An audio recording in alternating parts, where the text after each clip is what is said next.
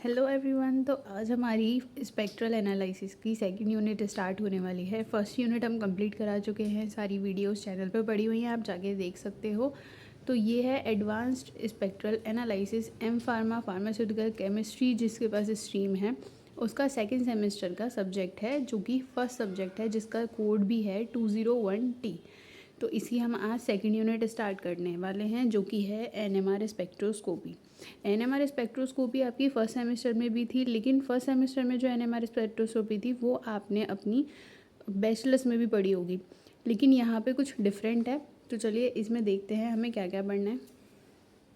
इसमें हम पढ़ेंगे 1D and 2D NMR, NOESY and COSY technique, HETCOR INADEQUATE technique, interpretation of organic compounds. तो ये कुछ टेक्निक्स हैं इसमें जो हमें पढ़नी है। आज हम दो टेक्निक कवर करेंगे, एक नॉइजी और एक कोजी। ठीक है, तो इसको स्टार्ट करते हैं। इसका इंट्रोडक्शन देखते हैं क्या होता है। NMR stands for nuclear magnetic resonance. Nuclear magnetic resonance ये हम जानते हैं, हमने ऑलरेडी इसको फर्स्ट सेमेस्टर में देखा हुआ है और अपने बैचलर्स में भी देखा हुआ है कि एनएमआर क्या होता है, nuclear magnetic resonance. It is a scientific technique use to study the structure, composition and dynamics of molecule. इसे किस लिए यूज़ किया जाता है? उसे यूज़ किया जाता है स्ट्रक्चर, कंपोजिशन एंड मॉलिक्यूल्स के डायनामिक्स को चेक करने के लिए। किसके? मेडिसिन के या फिर किसी भी ड्रग के। तो इसमें हमारी कुछ टेक्निक्स आती हैं। कौन कौन सी टेक्निक्स होती हैं? 1D and 2D NMR technique. अब 1D और 2D एनएमआर टेक्निक क्या है, चलिए ये देखते हैं। 1D NMR technique, 1D NMR spectroscopy is simple technique in which 90 degree pulse is provided to sample which is placed in uniform magnetic field. एक uniform magnetic field होता है जिसमें क्या करते हैं, 90 डिग्री का हम उसको पल्स प्रोवाइड करते हैं। किसको प्रोवाइड करते हैं? जो कि हमारा सैंपल है वो। Provided to sample which is placed in uniform magnetic field. Uniform magnetic field मतलब कैसे, मान लीजिए ये पूरा चैम्बर है आपका और यहाँ से हर साइड से एक मैग्नेटिक फील्ड उस पे सैंपल पे पड़ रहा होगा।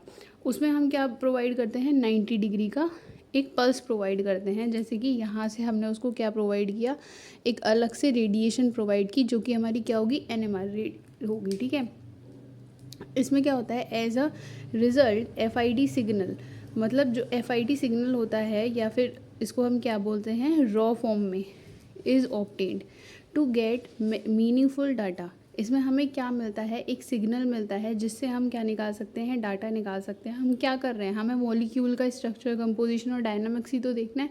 तो जब हमें वो सिग्नल मिलेगा उससे हम क्या कर सकते हैं, ये निकाल सकते हैं कि इसका स्ट्रक्चर कैसा है, कंपोजिशन कैसा है, इसको हम किस चीज़ में यूज़ कर सकते हैं, किस डिसीज़ में यूज़ कर सकते हैं।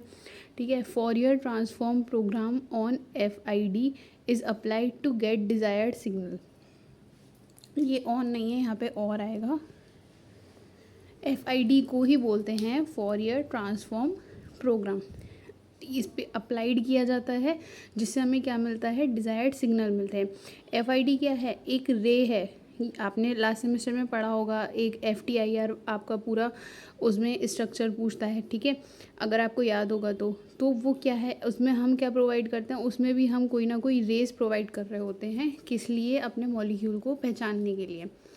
Data is form of frequency versus intensity is plotted along. तो जो डाटा होता है, जो डाटा निकला है, डाटा इस फॉर्म मतलब जो डाटा हमने निकाला है वो किसके बराबर होता है, इंटेंसिटी इज प्लॉटेड अलोंग, जो कि क्या होता है, X axis and Y axis respectively. तो जब हम कोई भी प्लॉट बनाते हैं तो हम उसको X एक्सिस और Y एक्सिस दिखाते हैं ना, ऐसे ही तो करते हैं। यहाँ पे हमारा X होता है, यहाँ पे हमारा Y होता है। ठीक है, फिर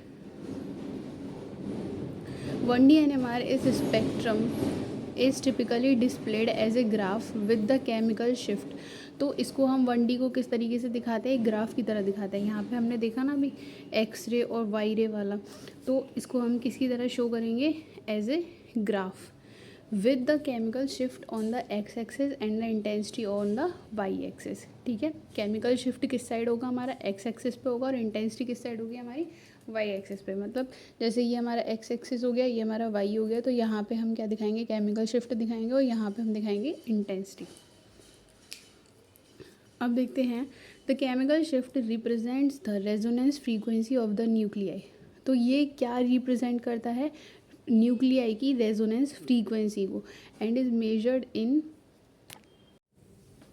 measured in parts per million. इसको किस में मेजर्ड किया जाता है, पार्ट्स पर मिलियन में। Relative to a standard compound, the intensity of the peaks in the spectrum reflects the number of nuclei. तो जो पीक्स होती हैं वो क्या रिफ्लेक्ट करती हैं, नंबर ऑफ न्यूक्लियाई को in the sample that resonate at a particular frequency, जो कि एक पर्टिकुलर फ्रीक्वेंसी पे आती है। अब देखते हैं टाइप्स ऑफ 1D NMR, मतलब जो हमारा 1D NMR होता है वो कितने टाइप्स का होता है। पहला है प्रोटॉन NMR, दूसरा है कार्बन 13 NMR और फिर नेक्स्ट है अदर न्यूक्लियाई। अच्छा, कार्बन 13 NMR जो था वो आपका फर्स्ट सेमेस्टर में भी था।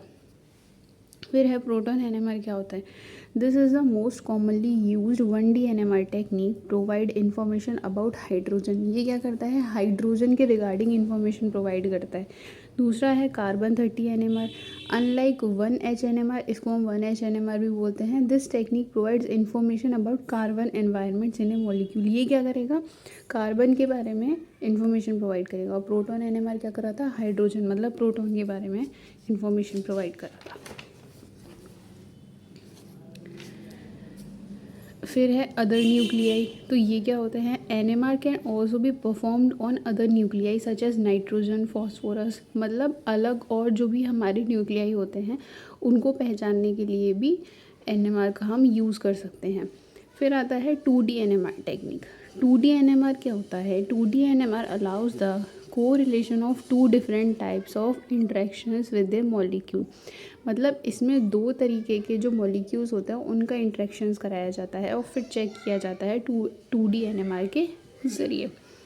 इन 2D NMR 2 independent radio frequency pulses are applied. इसमें क्या होती हैं, 2 पल्सेज अप्लाइड की जाती हैं सैंपल में, resulting in A series of data points that form A molecule और मैट्रिक्स और स्पेक्ट्रम। तो वो क्या करता है, हमें डाटा प्रोवाइड करता है। फिर उस डाटा से क्या होगा, each data point corresponds to a specific combination. दोनों से जो रेज हैं उन दोनों से जो सिग्नल निकले हैं वो क्या करेंगे, अलग अलग डाटा प्रोवाइड करेंगे of resonance from the molecule, providing information about the correlation.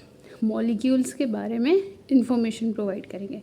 2-dimensional nuclear magnetic resonance spectroscopy is a set of spectroscopy methods which give data plotted in a space defined by 2 frequency axes rather than 1।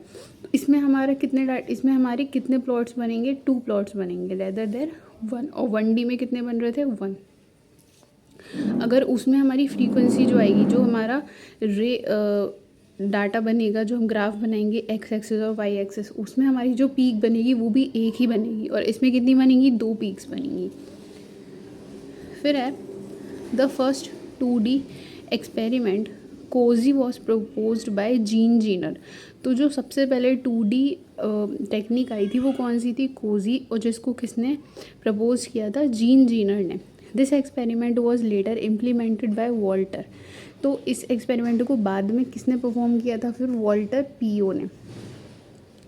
Enrico बेर्दलॉयड and Richard are earnest, ठीक है। तो सबसे पहले इसको किसने propose किया था, gene Jenner ने, और उसके बाद इसको एक्सपेरिमेंट किसने किया था, वॉल्टर पी एरिको ने और रिचार्ड आर एर्नेस्ट ने।